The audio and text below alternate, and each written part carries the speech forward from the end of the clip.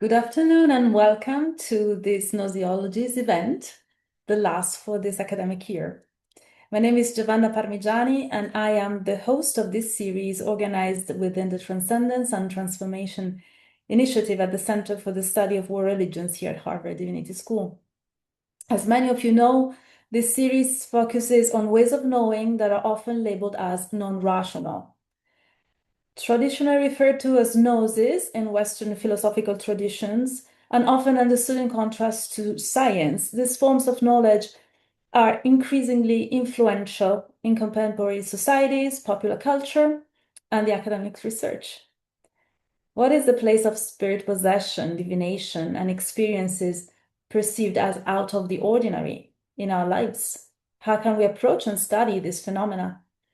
Going beyond dichotomies such as body and mind, ordinary and extraordinary, reason and experience, and matter and spirit, this series brings together scholars and practitioners who explore and expand the boundaries of what counts as knowledge today.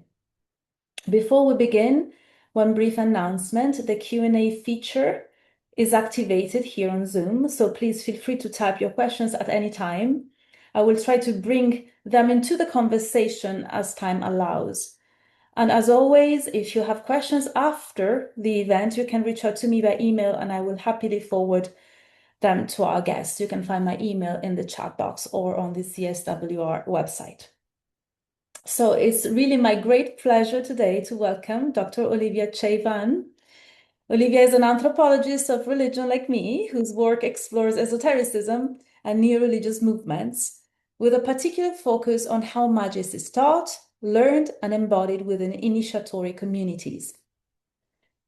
She's currently a project researcher at Malmö University in the Department of Society, Culture, and Identity here in Sweden, where she examines how religion is taught and learned in Swedish Wicca. Combining ethnographic fieldwork with ritual studies and pedagogy, she investigates how skills are transmitted not only through formal instruction, but through shared practice, lore, secrecy, and the subtle crafting of attention. Her broader research interests include ritual expertise and the interplay between tradition and innovation in contemporary spirituality. Dr. Cejvan earned her PhD from Lund University in 2023. And today, Olivia and I, we will explore how spiritual expertise is made, not claimed, through repetition, imitation, correction, and the slow embodied education of attention inside esoteric and initiatory settings. Drawing on Olivia's ethnographic research on learning ritual magic and her ongoing work on Swedish Wicca, we will consider how knowledge moves through bodies, objects, atmospheres, stories, and forms of secrecy, how worlds are learned as technique, how tools become teachers, and how doing it right is felt before it can be fully explained. So welcome, Olivia. I'm so happy to have you here.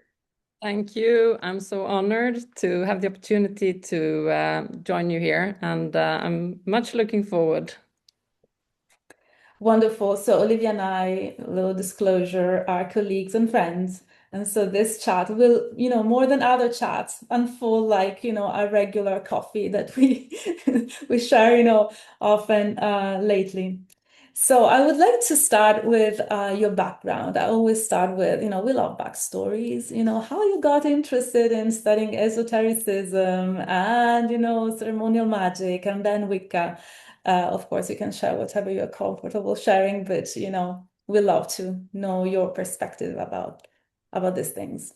Yeah, and I love to share. You have to stop me if I talk too much about this, but I think that I mean, if we take the Charles Dickens version, I was born and I was a child, and already there I was sort of drawn to occult themes in comic books and so on. But that's not uncommon for kids to be. I think so. I always had a kind of general interest and thought that what we would perhaps today refer to as occulture was very interesting, and that's what I gravitated towards. And then I think that it's mainly actually maybe my background in martial arts that led me to become really interested in the practical aspects of occultism and esotericism. I started to study anthropology and religious studies, eventually took my MA, and I was actually going to write my MA thesis on, I was originally thinking about, the education of priests in the Church of Sweden, because I was very interested in the professionalization of religious expertise and skills and so on. But for various reasons, I didn't get into that field. I never got past the gatekeepers, and I was recommended by a colleague in Sweden to look into contemporary alchemy. So that's where it kind of clicked in my head when I did that anthropological fieldwork within, actually it was not so much within a community. I sort of followed individual practical alchemists in their laboratory/ritual work. And I was struck by how much practical skills were involved, much like training martial arts. So it sort of clicked in my head that, oh my God, this is really an embodied practice. Just like martial arts, it takes repetition like forever to become really good, really skilled, and really have this sort of embodied sense of what is going on.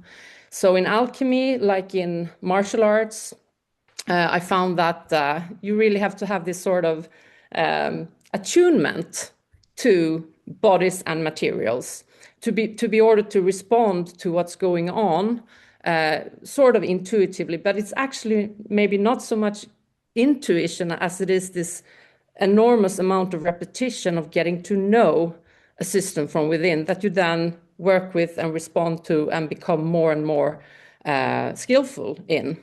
So I think, I usually say that it is my martial arts background. I trained Kung Fu for 10 years, and I was also a martial arts teacher.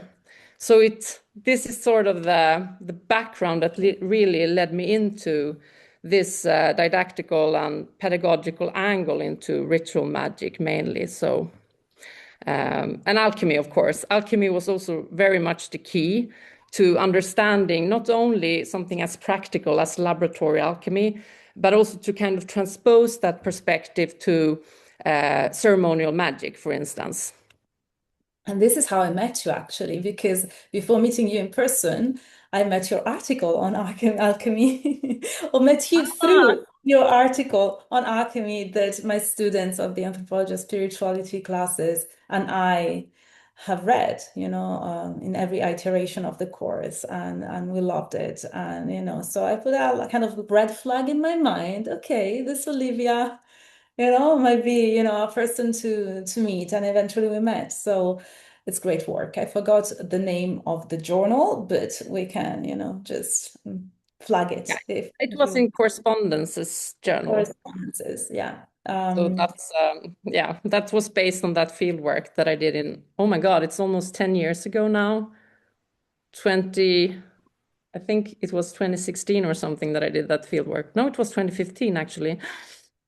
Yeah, but alchemy is truly, truly fascinating. I remember how, I was sort of shocked that there was actual practicing alchemists in Sweden, working in this sort of laboratory setting, distilling herbs and making tinctures according to this kind of Paracelsian alchemical tradition, also called spadgery. And I found it so fascinating that they worked with actual material substances and yet understood them in a very spiritual way, but that there was this entanglement between the substance and the soul of the alchemist, and that it was simultaneously both an experiment, like the one we know from school, where we also learned the basics of chemistry in a laboratory setting. So I recognized some of the tools that they used because I had used it myself in school. But so it was simultaneously an experiment but it was also a ritual in a sense. And these kind of entanglements, and there was no real, it was very fluid what was actually going on. And I never really reached, a good answer to what is this? Is this like what I would assume back then to be a spiritual practice, or is this some sort of like, I don't know, scientific practice? What is it? I mean, why do they spend so much money on equipment if they can just do it within themselves? Because there was also this kind of, Carl Jung understanding of alchemy that you do something to your psyche, your soul, but I could never really figure it out. So, and then it kind of turned back on me that maybe it's my categorizations and my sort of analytical tools that is, not working here. Maybe I have to try to reframe my ways of knowing or my ways of understanding what I'm encountering in the field. So it was actually, I think, even now when I look back, maybe that was this kind of pivotal moment in my thinking, where I really had to challenge myself, and also kind of break out of my own habitual thinking and habitual understanding of the world. And I think that's one of the things that is so good about anthropology. I think that when we are engulfed in these milieus, we really have to challenge. We get challenged whether we want to be or not, because we are also entangled in the fields and in the practices that we are studying, right? And if I remember correctly, well, Olivia is a great writer, so I remember vividly that you're describing in that article that you're about to take the subway, or the Yeah. train, something like that. And there's a pivotal moment in which you really somehow get it. And I remember this shift also because as an ethnographer who also uses autoethnography as a way to make sense and allow my reader to better understand the type of experiences and communities I work with. I could relate so much to that moment, those moments in which everything clicks and somehow you're allowed to unlock another level of understanding. And so I remember that Yeah, it was moment. actually, yeah, I know what you're referring to. I mean, it was actually fear because I had drunk one of these spagyric alchemical elixirs that the alchemist I was practicing with that he had made. And the idea in alchemy is that the spiritual process or the initiatory process, if you want to, that the herb is traveling through the various alchemical operations, that will be like a sort of distillation of that person's spiritual experience, which means that if I ingest it, the same experience will be transferred to me. So the idea is also that, in a sense, you could actually skip some steps because you can actually get it in a condensed version by drinking somebody's experience in a way. So, but I mean, I remember standing with that glass. It was a shot glass, and thinking that sure, I can drink it. I mean, it's harmless. It's a little bit of alcohol in it and a little bit of herb. It was like not a poisonous herb or anything. It was hawthorn, if I remember correctly, corresponding to the planet Mars. And I mean, I knew what Mars was signifying, accidents, war, and, getting cut by a knife, for instance, or getting the fever. That sort of bad things are associated with the planet Mars. But I mean, I didn't believe. So what was the problem? Of course, I could drink the elixir, right? And then I was walking back from the fieldwork, it was not the subway, it was the bus. I was taking the bus to Lund, to my home.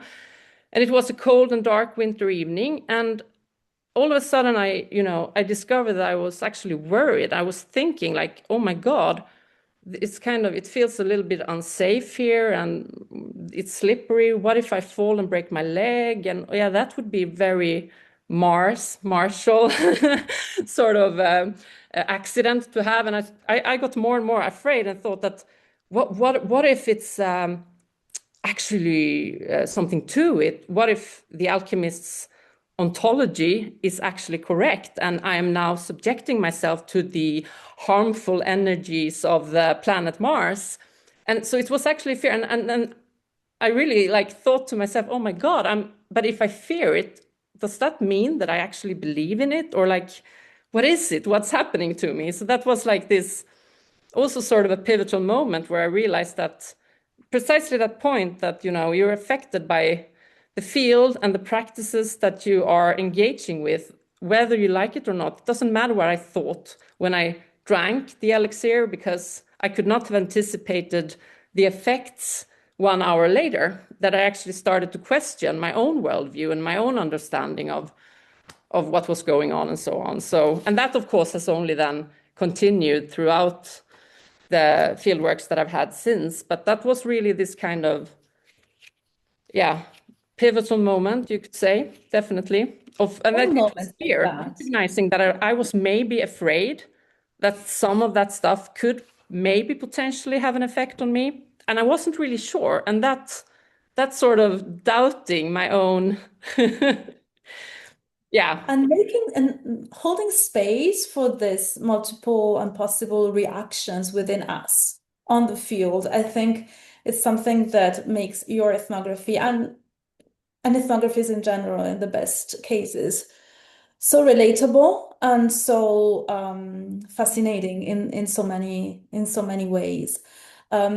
I was wondering if you want to talk more about your ethnographic experiences, because you, like me, tend to work on the subjective aspect of your, presence in the field, together as others' presence in the field. I will always remind my students that ethnography is not memoir, it's not a memoir, right?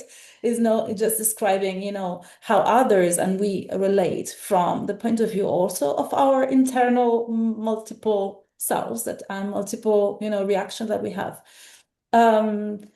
Because you and I talk a lot about this, it's ethnographers practice, in the best cases, in best scenarios, ethnographer tried things, and I always said that some of the things that I tried on the field became my own practice, not all of them, but some did. So how do you see ethnography in your life? How do you see art ethnography or the label of, scholar practitioner? Or, what do you think about these questions, which are at the core of our experiences as scholars and ethnographers? Yeah, I mean, it's a very rich question and a very rich subject to unpack, so we can unpack it together. Yes. But to begin, if I begin with the more, like, if we take the bird perspective or the more abstract perspective of it, I think that for me, it's ethnography and anthropology is actually a profoundly transformative discipline. But then again, all learning is transformative, because there is this aspect of once we have learned something, whether it's an ancient language or if it's playing cricket or if it's invoking the gods or the demons of a certain magical practice, you can't, it's very hard to unlearn it. It's very hard to unexperience anything that we are subjected to as human beings. So I think at the core of it, all learning entails some degree of transformation. And it's certainly the case for ethnography, for fieldwork, anthropology, where we are so both invested, and even if we are not invested in our field, we will still be affected by it because we are there and we participate in the practices, we talk to people, and it's unavoidable that we learn. And if we learn, it's also unavoidable that we are changed by it somehow. And I think also, because you're also very acquainted to the whole tradition of self-reflexivity in anthropology, where we are, I think, like one of the big ideals that we carry is to be transparent in our research. That's sort of how we create valid knowledge. We are transparent in our construction or creation or cultivation, co-creation of knowledge with the world that we study. So, I mean, but a lot of the things that happen when we experience the field, when we are in the field, might actually be things that we only recognize years later. So it's not everything that happens in the field, even in the learning process of actually getting to know another culture from the inside out. Not all of it can we even account for when we write up our ethnographies, right? Maybe some 5 years after, it's suddenly like something can come back to us and we gain a completely new understanding of what our experience actually might have been all about. So there are these kind of, I would say, like shadow sides of fieldwork too, where we strive to be reflexive, we strive to be transparent in our accounts and to involve our own experiences also as anthropologists in the field.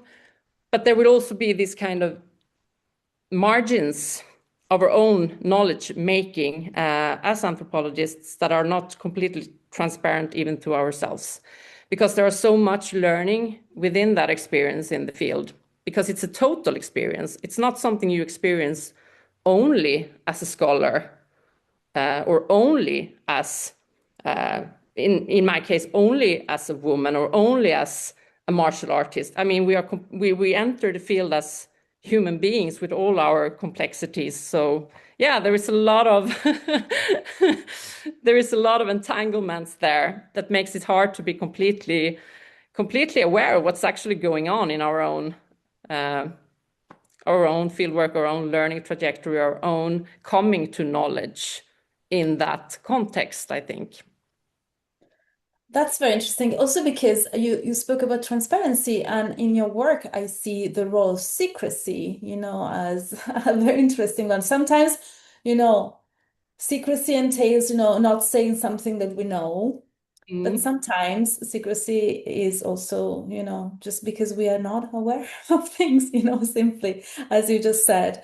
And I guess that you mentioned before that, your martial art practice plus I think you're being an ethnographer and learning on the field might have been the reasons why you got interested in actually working on learning and teaching and pedagogy within the spaces um, you work with in your ethnographic experience.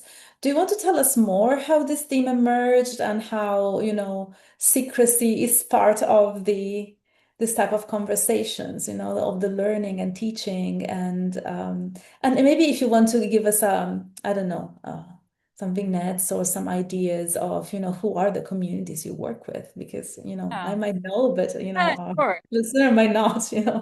Yes, I mean, yeah, maybe I should just begin by giving a little bit of context about the communities. My thesis I wrote, I had a almost 3 year long fieldwork as an initiate in a Swedish initiatory esoteric order called Sodalitas Rosae Crucis, which is basically Latin, and forgive my bad Latin, it's Latin for the Society of the Rose and the Cross. It's a modern perpetuation of the teachings and the practices of the Hermetic Order of the Golden Dawn, which is like, one of the most influential and famous esoteric orders that were founded in Victorian London in 1988. I mean, sorry, 1888. Yeah, it's 6 o'clock here in Sweden, so the brain is not entirely working on the time span where we are. 1888, it was founded, and it had influential members like William Butler Yeats, for instance, the poet. And yeah, we will not go into that. That's a nerdy sidetrack that we can skip for this conversation. But I'm really, really interested in this history of the Victorian occult milieu of London and the Hermetic Order of Golden Dawn, or all of that. But as you also know, the teachings were published already, actually, in the beginning, like I think it was around 1906-ish, around there, in the beginning, that Aleister Crowley actually published a lot of the Golden Dawn rituals in his journal, The Equinox. So these, it was secret up to that point, but then they began spreading. So the teachings of the Golden Dawn has been widespread since that time. They were published again by Israel Regardie and so on. So people have been organizing and starting groups from the basis of these texts, even if the order went defunct quite early on. So various perpetuations of the Hermetic Order of the Golden Dawn exists around the globe, and I found this group then in Stockholm, Sweden. It was actually because of my work on alchemy. It turned out that one of the alchemists had also been involved in founding this order in Stockholm in 2002. So it had been around for around, I can't do math at this time of the day, but it had been around for like 20 years when I started out my fieldwork, which meant that it was also a sort of established community of practice with pedagogical practices, initiatory structures, and I wanted to study this initiatory system of ritual magic from this pedagogical angle that I had discovered or got enthusiastic about in my work on alchemy. So one thing led, as is often the case in ethnography, one thing led to another. So you meet a person in one group, turns out they're also a member of another group. So this was the way of it. And then I had this gatekeeper already that then put me into contact with the leader of that temple in Stockholm. And then I was called to an interview there. And so I was interviewed for a change. Otherwise, it's often me who does the interviewing. And then after 1 hour's interview, I was admitted as a probationer for this order. So yeah, this is very, very much based on the teachings of the Hermetic Order of the Golden Dawn, but of course also in some ways also developed further from that. For instance, by incorporating more alchemy, for instance, than was the case in the original order, so to speak. And then now I do fieldwork in, I do fieldwork about Swedish Wicca, but in particular, one of the oldest coven in Sweden, which is based here in Scania in southern Sweden, where I'm based right now. So Wicca is also, in a way, carries on some of the heritage of the Golden Dawn as well, since Gerald Gardner, the founder of Wicca, he was also heavily inspired by, among other things, these ritual practices from the Golden Dawn via Crowley, but still, that's sort of ritual, that kind of ceremonial magic. So it is my understanding that you, as an ethnographer, sort of went through the trajectory of being a learner within these communities, right? What did you find out about strategies of embodied learning, or what your experience and experience of others in the coven or in the group allowed you to reflect on in terms of pedagogy and in terms of how we learn and how we know what we know? Yes, so I was enrolled in this system of initiation as, like just a general candidate like everybody else within the group. So I was a neophyte, as it is called, and had to practice meditation and ritual magic on a daily basis for three years. And coming from a background in martial arts, I thought I would have a lot of discipline. It was kind of hard to uphold that sort of daily discipline in doing these things. And I felt meditation was not so bad because I didn't feel ridiculous when I was doing meditation practice, but it was very hard to sit for more than 5 minutes at a time. And the goal was to at least meditate for 20 minutes. And then standing and trying to do ceremonial magic all by myself. Most learning was actually solitary. We were in the group. They only met once a month for group rituals. And then the corona hit as well during my fieldwork, which meant that it was even less group meetings and more solitary work.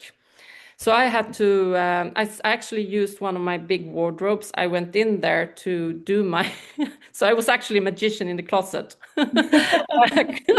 Literally. Literally. And yeah, so I mean, I struggled quite a bit in the beginning. That's for sure. I mean, I remember vividly when I tried to do my first lesser banishing of the lesser banishing ritual of the pentagram, which is actually a rather quick ceremonial magic. It's one of the most widespread rituals from the Golden Dawn. It doesn't take a long time to make. You draw pentagrams that you also visualize in front of you as you draw them with your finger or a magical wand if you have one. I didn't have one at the time. I had to make one though in the course of my initiation. Had to make tools, magical tools. We can get back to that maybe if we have time. But I And if remember. someone has questions for you around this, please go ahead and be shy. We can, it's your moment to ask questions about this stuff. Sorry. I remember doing my first lesser banishing ritual of the pentagram. And, I had a paper. There was this ritual script, with how to do it. And I felt very ridiculous. I was standing there, chanting the names of the archangels, Raphael, Gabriel, Uriel, Michael, in the four quarters of the circle. And I remember thinking like, oh my God, I hope that my neighbors won't hear this. And I really felt very self-conscious and like, you know, what am I doing? I was extremely self-conscious. But you do it every day. And I was so committed because this was my field work in my wardrobe. It's actually like a form of autoethnography more than anything else because I was solitary.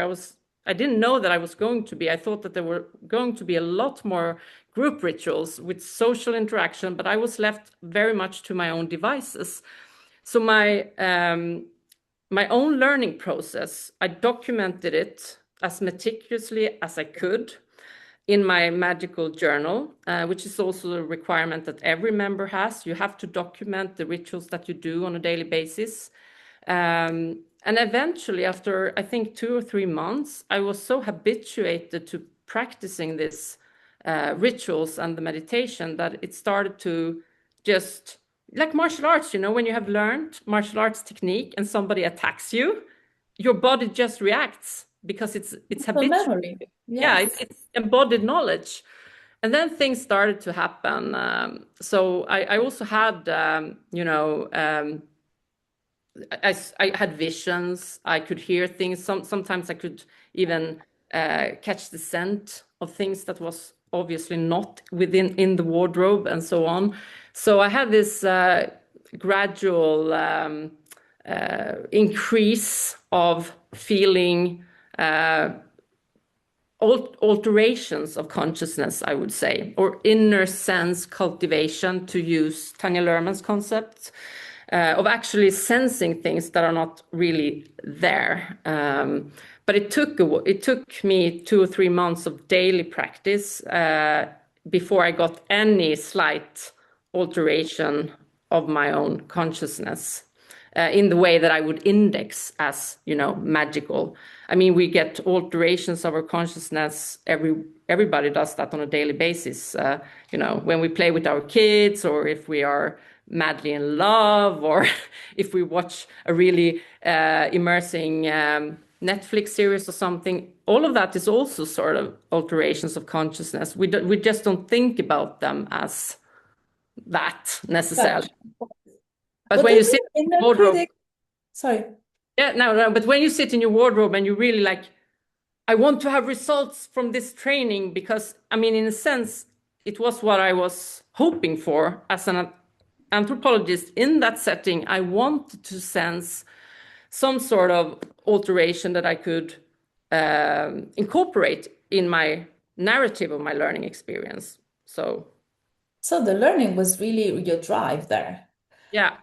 your personal learning. And what about your inner critic in front of this sense or, visions and I mean, and it was always there. And the funny thing is that, I mean, I don't think that I've talked to a single person practicing magic who does not have the inner critic. And this is so fun because, sometimes ritual magic, or just magic in general, of course, is framed as irrational.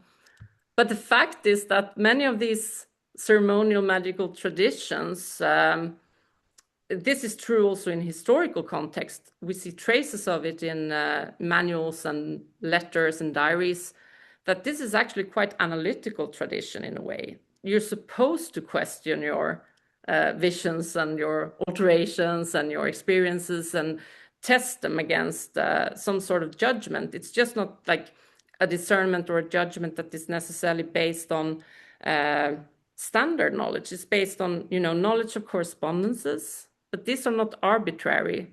So for instance, if you have a vision within this Golden Dawn tradition that I was trained, there are various means of testing your vision to make sure that it's actually like a true vision and not only your wishful thinking, for instance.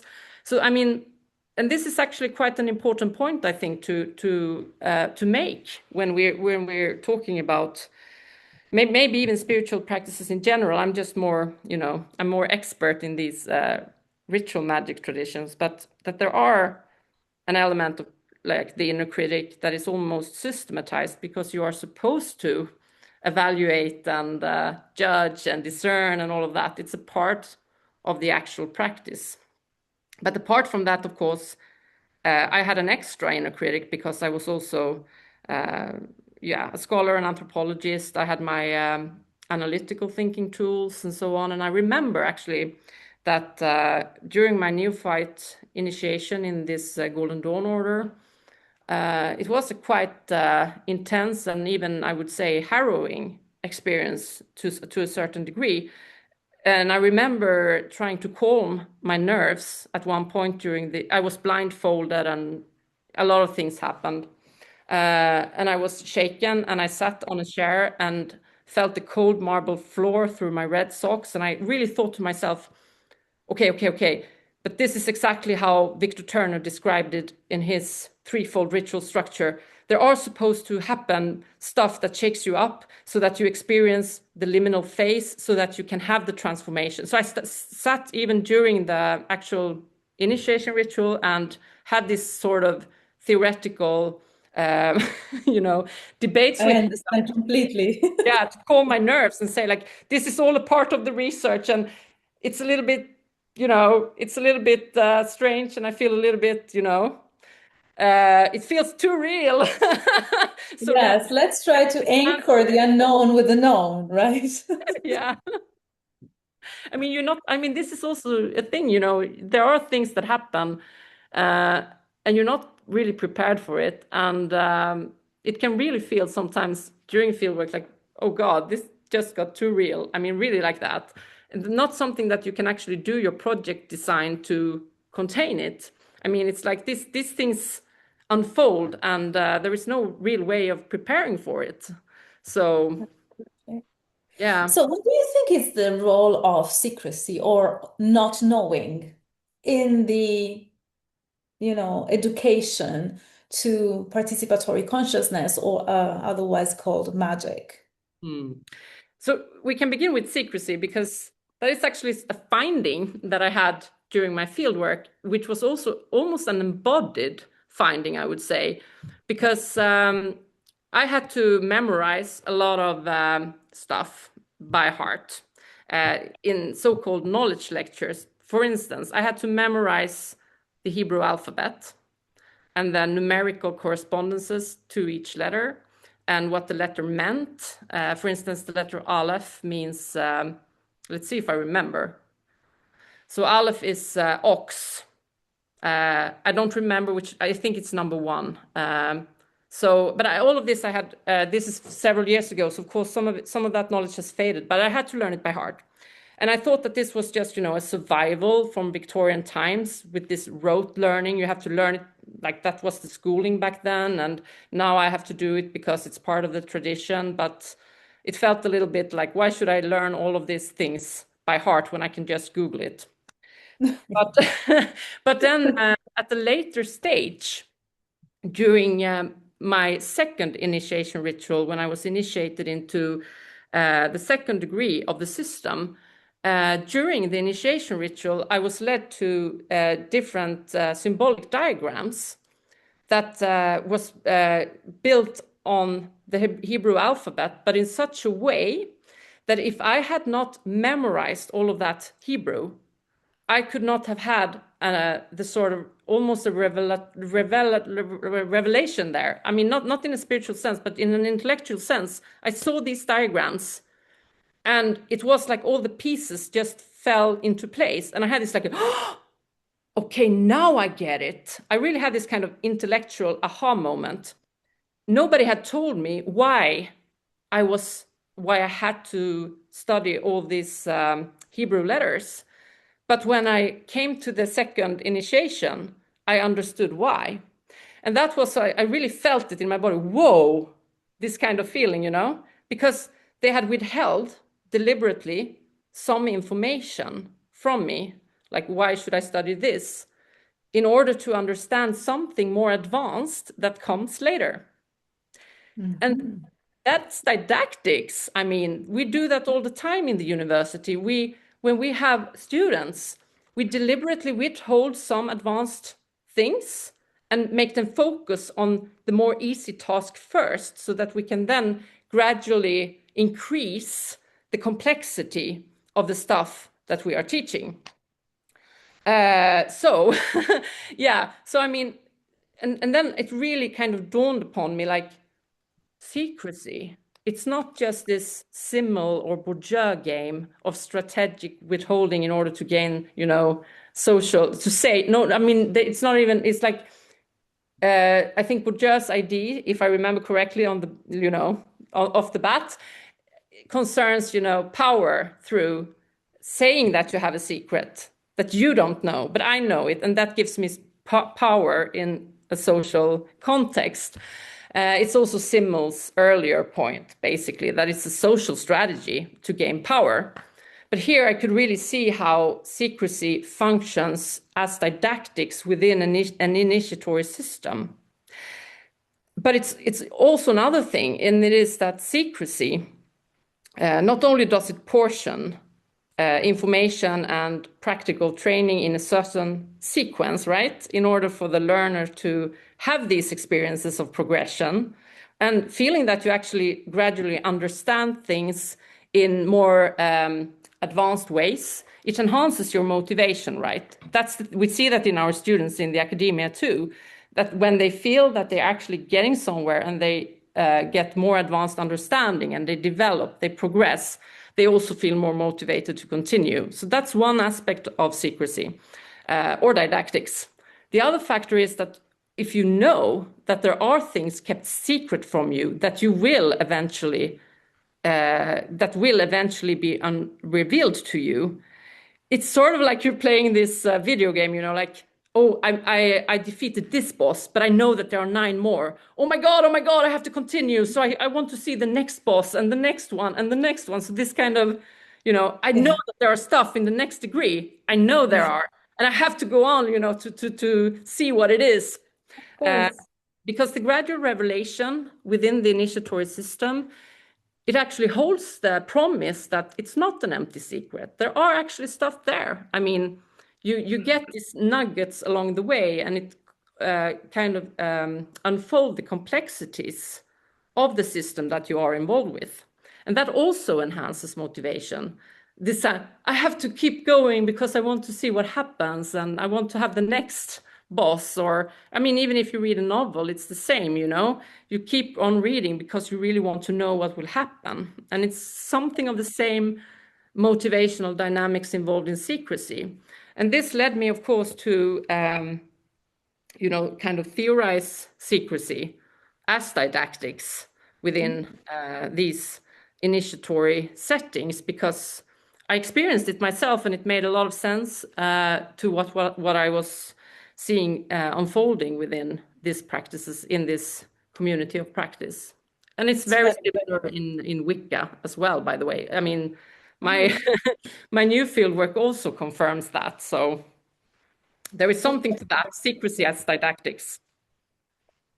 We have a couple of questions from the audience, and I'll read one from Lynn because I think it's more directly connected to what you're actually talking about. So I will ask you if you can riff on that. So Lynn asked, how do you balance the internal struggle of your inner critic and scholar who wants to know everything with faith that begs to remain unknown? They have personally struggled with being more intimate with religion and spirituality, despite studying closely. So if you have some advice or your take on this type of issues that I can understand, Lynn, I really can. Yeah, I mean, I can actually share like a bit of sort of personal / vulnerable aspect of this that pertains very much to my fieldwork.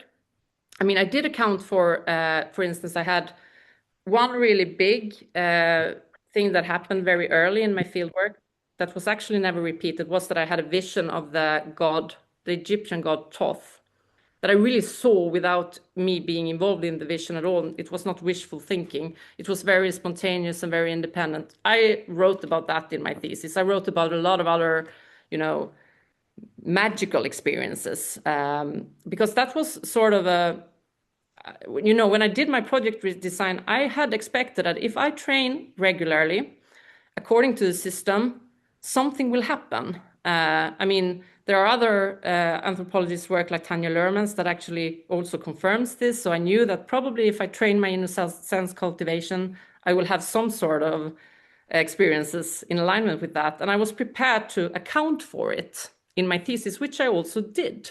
What I was not prepared for whatsoever at all was the emotional and the psychological effects that initiation and ritual magic would have upon me. I was absolutely not in any way prepared for that. And it was actually the emotional, the personal, the affective, the psychological. It completely entangled itself with my medical work, with my interpretation of what was going on in the initiation and so on. And it was the case for my interlocutors as well. They went through the same, but they were anonymous, or not completely anonymous, pseudonymized as it's called. So they could share these personal and psychological effects in interviews. However, I was trying to be transparent and to write about my own learning experience and what that entails from the inside, from my own experience and from my wardrobe. But I had, let's see, a couple of years prior to doing this fieldwork, I had given birth to my second daughter. And during that, I was subjected to quite severe obstetric violence. So I was I was a victim of violence during my childbirth.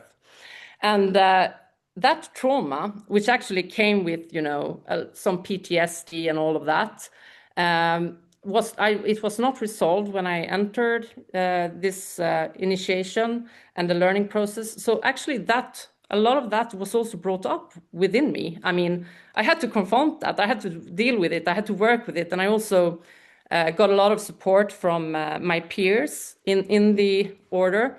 I was also in a dilemma. Should I account for this, like this very personal struggle with this in my thesis? And I ended up not doing it. But if I had written the thesis today, I mean, now I'm a couple of years ahead. And I'm in a different place. So if I had written the thesis today, I would definitely have put that story in as well, because it's also a learning outcome. How to do shadow work with yourself, how to process traumatic and very difficult things that have happened to you. That's also a part of what happens during these kind of learning processes in initiatory societies. I mean, it's not only me, it's like I said, all my interlocutors share similar, not exactly the same stories, but similar stories of personal struggles, personal grief, personal trauma that are involved in the learning process. But I was like, oh my God, it happens to me too, but how can I say this, and do I want to do it? And I was not finished in processing it either. So it was, yeah, it's just, yeah. So that's one example of how you're not prepared. You can't prepare for everything that happens during these transformative processes that are fieldwork. And of course, things can happen also in the field. It's not necessarily a nice experience. I mean, I was in a small group with people that I became close friends with, some of them, and had a very positive interpersonal experiences in the field. But there is no guarantees. I didn't know them on beforehand. So I guess, I was lucky, but you never know what you are actually stepping into, not with other people and not with yourself either.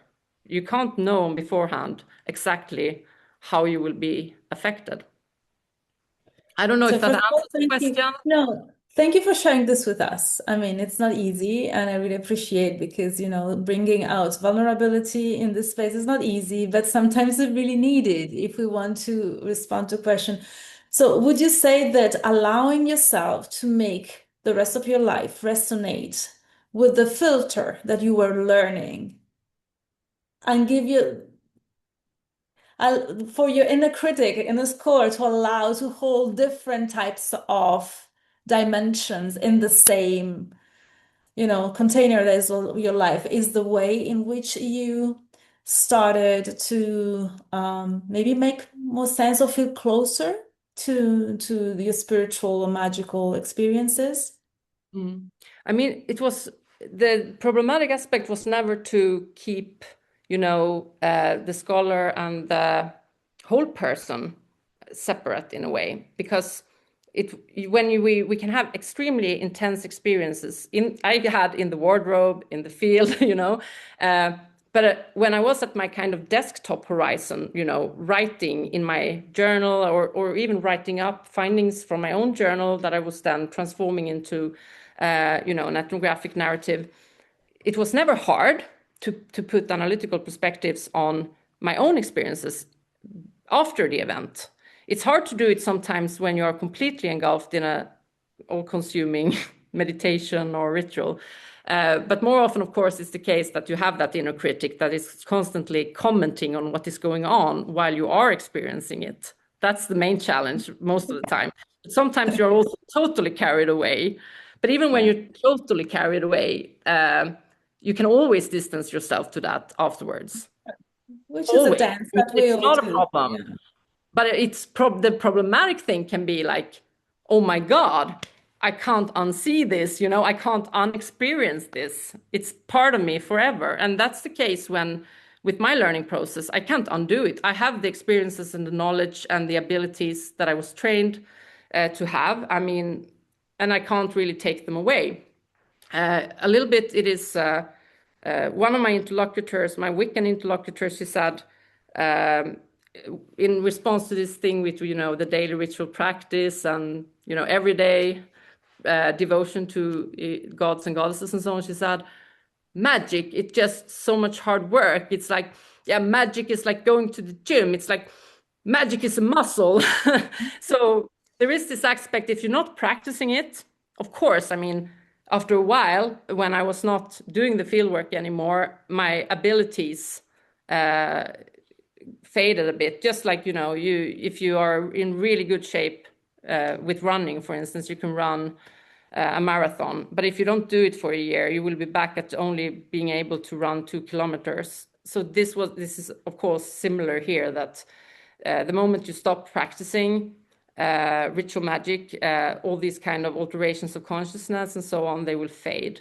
But these personal, psychological, and transformative experiences of having worked with yourself as a whole person, being involved in these practices, that is not something that necessarily fades. It's something that actually I feel actually that this kind of psychological work that is also part of it, that transformed me forever. So I mean, and this thing that I mentioned about my own trauma, about the obstetric violence, I mean, the outcome of all this thing was that suddenly I found myself owning the fact that I had been a victim of this, and also actually stepping forward to fight against this system of systematic misogyny in the child birth system in Sweden. It's similar in other countries as well. So I started to actually use the trauma in a constructive way. And I felt that, I grew a little bit more, I kind of processed the trauma and grew more of a spine and actually decided to take action. So it's another story, but I took legal action as well. So I won a court case in what's it called in English? I mean, I know the Swedish term, but the highest court in the system. Anyway, so I also did all of this, and it was a direct outcome actually of the sort of empowerment that I felt of having gone through this initiatory work with myself, which is also why I mention it as an anecdote. So yeah. Thank you. Thank you, absolutely. You touched briefly on that, but an anonymous attendee is asking, well, thanks us for the interesting conversation, and ask, how does ritualization, for example, martial arts, contribute to spirituality, like spiritual health? Do you have something to share on this particular topic? Since you mentioned that martial arts were an instrument for you to get into this space. The martial arts that the Kung Fu system that I trained for all those years, it was perhaps one of the least internal and esoteric martial arts systems that you can pick. It is Wing Chun, it's called. It's also called Chinese boxing. So it's very much not these kind of flashy Shaolin things, and it's very much not this kind of internal Qigong and Tai Chi-like things. So it was very straightforward boxing and kicking and all of that. So I don't think that there were any really mystical sides to the particular martial arts that I was practicing, perhaps unfortunately, because might have prepared me better for my fieldwork. But I think that, this kind of repeated practice that has ritualizing aspects, because it's codified, it's repeated, and it's done regularly.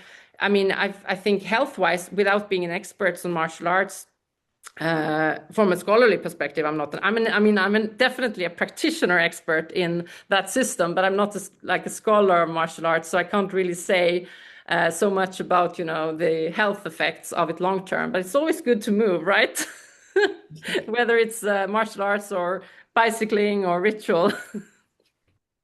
That's wonderful. And I want to conclude, just you mentioned Tanya Luhrmann's work a lot today, and just to add another dimension as a response to Lynn, in the Persuasions of a Witch's Craft, she describes numerous woo-woo experiences, let's say, of the type of that you described, that I also experienced. And it's not because you can learn that necessarily needs to be important or become important in your life. You can just, be a good scholar, experiences the things, and then not carrying with you as an expansive dimension on your life. It's a great book, and it's a very valid way to inhabit the space of doing research and tackle with the question of closeness or intimacy with religion in a different way. It produces great scholarship as other type of engagement, like the one you described, or the one maybe I feel very attuned to. But I think yes.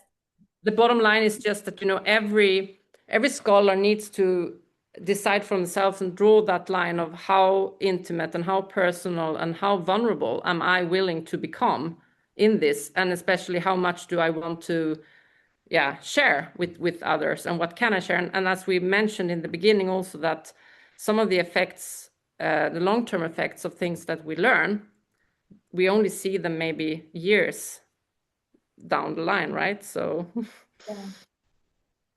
So thank you so much. I am afraid it's time to wrap up.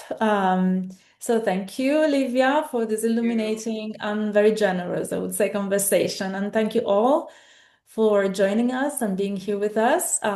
Please continue to follow the activities of the CSWR, the Transcendence and Transformation Initiative, and my own activities. If you're interested in seeing what's brewing in my cauldron, let's say, there's my personal website also in the chat box. And we're looking forward to continue this conversation here or elsewhere. So thank you all so much and see you soon.